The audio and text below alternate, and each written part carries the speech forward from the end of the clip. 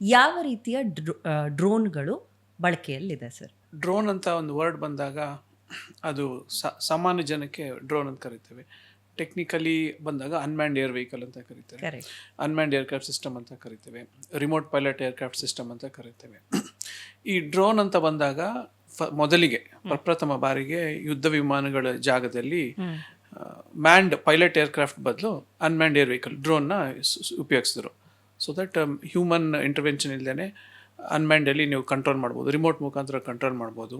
ಬಾರ್ಡರ್ನ cross ಮಾಡಿ use ಮಾಡುವಂಥ ತಂತ್ರಜ್ಞಾನದಲ್ಲಿ ಯೂಸ್ ಮಾಡಿದ್ರು. ರಕ್ಷಣಾ ಇಲಾಖೆಯಲ್ಲಿ ಹೆಚ್ಚು ಉಪಯೋಗಿಸ್ತಾ ಇದ್ರು.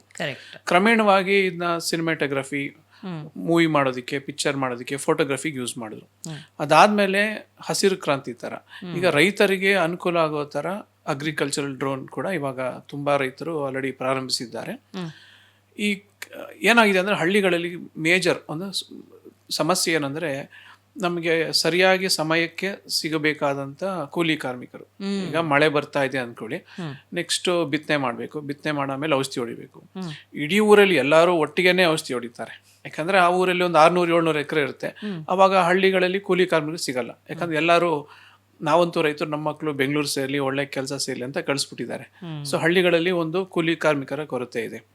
ಅದಾದಮೇಲೆ ಸರಿಯಾದ ಸಮಯಕ್ಕೆ ಇನ್ನೇನು ಒಂದು 5 ದಿನದಲ್ಲಿ ಮಳೆ ಬರುತ್ತೆ, ನಾಳೆ ಸೈಕ್ಲೋನ್ ಬರುತ್ತೆ ಅಂದ ತಕ್ಷಣ ಏನು ಮಾಡ್ತೀವಿ, ಸ್ಪ್ರೇ ಮಾಡಬೇಕು. ಔಷಧಿ ಸಿಂಪಡಿಸೋಕೆ ಹೋದರೆ 500 ಎಕರೆ ಎಲ್ಲ ರೈತರಿಗೂ ನಮಗೂ ಸ್ಪ್ರೇ ಮಾಡಬೇಕು, ನಮ್ಮ ಕೆಲಸ ಸಿಗಲ್ಲ.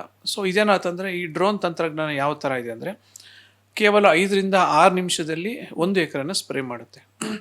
ಅದೇ ರೈತರು ಒಂದು ಲೇಬರ್ಸ್ ಇಟ್ಕೊಂಡು ಬೆನ್ನಿಗೆ ನ್ಯಾಪ್ಯಾಕ್ ಸ್ಪ್ರೇಯರ್ ಹಾಕ್ಕೊಂಡು 1 ಎಕರೆಗೆ 200 ಲೀಟರ್ ನೀರು ಹಾಕೋ ಜಾಗದಲ್ಲಿ ಅದು 1.5-2 ಗಂಟೆ ಬೇಕು 1 ಎಕರೆ ಸ್ಪ್ರೇ ಮಾಡೋದಕ್ಕೆ. 2-3 ಜನ ಬೇಕು. ಇದೇನಾಗುತ್ತೆ, ಕೇವಲ ಒಬ್ಬ ಪೈಲಟು ಮತ್ತು ಕೋ ಪೈಲಟು ಬರೀ 6 ನಿಮಿಷದಲ್ಲಿ ಕೆಲಸ ಮಾಡ್ತಾರೆ. ಸೊ ಇನ್ನೊಂದು ಏನಂದರೆ, ನೀವು 16-17 kg ಒಂದು ನ್ಯಾಪ್ಯಾಕ್ ಸ್ಪ್ರೇ ಇರುತ್ತೆ, ಅದಕ್ಕೆ ಇನ್ನೊಂದು 15 ಲೀಟರ್ ನೀರು ಹಾಕ್ತೀವಿ. ಒಟ್ಟು 30 kg ಬೆನ್ನಿಂದೆ ಹಾಕ್ಕೊಂಡು ಕೈ ನಾವು ಹೀಗೆ ಎತ್ಕೊಂಡು 3 ಗಂಟೆ ಹೋದರೆ ಸುಸ್ತಾಗ್ತಾರೆ. ಬೆಳಗ್ಗೆ 8 ಗಂಟೆಗೆ ಬಂದು 7 ಗಂಟೆ ಬಂದು ಸ್ಪ್ರೇ ಮಾಡಿ 1-2 ಗಂಟೆ ಸ್ವಲ್ಪ ಜೋಶಲ್ಲಿ ಚೆನ್ನಾಗಿ ಉತ್ಸಾಹ ಮಾಡ್ತಾರೆ. ಮಧ್ಯಾಹ್ನ ಬಿಸಿಲೇ ಇರ್ತದಂಗೆ ನಿಮ್ಗೆ ಅದು ಒಂದು ಎಂಥ್ಯೂಸಿಯಾಸಮ್ ಅಂತಲ್ಲ, ಆ ಒಂದು ಜೋಶ್ ಕಮ್ಮಿ ಆಗ್ತಾ ಹೋಗುತ್ತೆ. ಸಾಯಂಕಾಲ ಆಗ್ತಾ ಇನ್ನೂ ಇಳಿದೋಗುತ್ತೆ, ಸುಸ್ತಾಗಿ ಹೋಗ್ತಾರೆ. ಸೊ ದಿನ ಪೂರ್ತಿ ಒಂದೇ ಸಮಯ ಯೂನಿಫಾರ್ಮ್ ಆಗಿ ಸ್ಪ್ರೇ ಮಾಡೋದು ಕಷ್ಟ ಆಗುತ್ತೆ. ಆದರೆ ಡ್ರೋನ್ ಹಾಗಲ್ಲ, ಬೆಳಿಗ್ಗೆಯಿಂದ ಸಂಜೆವರೆಗಾಗಲಿ ಜಮೀನಿನ ಎಲ್ಲ ಮೂಲೆಯಲ್ಲೂ ಈಕ್ವಲ್ ಆಗಿ ಸ್ಪ್ರೇ ಮಾಡುತ್ತೆ, ಯೂನಿಫಾರ್ಮ್ ಆಗಿ ಸ್ಪ್ರೇ ಮಾಡುತ್ತೆ. ಸೊ ಹಿಂಗಾಗಿ ನಮಗೆ ರೋಗನ ಕಂಟ್ರೋಲ್ ತೊಗೊಳೋದಕ್ಕೆ ಅನುಕೂಲ ಆಗುತ್ತೆ ಒಂದು. ಆಮೇಲೆ ನೀರಿನ ಕೊರತೆ, 1 ಎಕರೆಗೆ 200 ಲೀಟ್ರ್ ಬೇಕು ನ್ಯಾಪ್ಯಾಕ್ ಸ್ಪ್ರೇಯಲ್ಲಿ. ಇದೇನು ಮಾಡುತ್ತೆ, ಕೇವಲ 8-10 ಲೀಟ್ರು ನೀರಲ್ಲಿ 1 ಎಕರೆ ಸ್ಪ್ರೇ ಮಾಡೋದು. ಸೊ ಶೇಕಡ 90% ನೀರನ್ನ ಇದು ಉಳಿತಾಯ ಮಾಡುತ್ತೆ.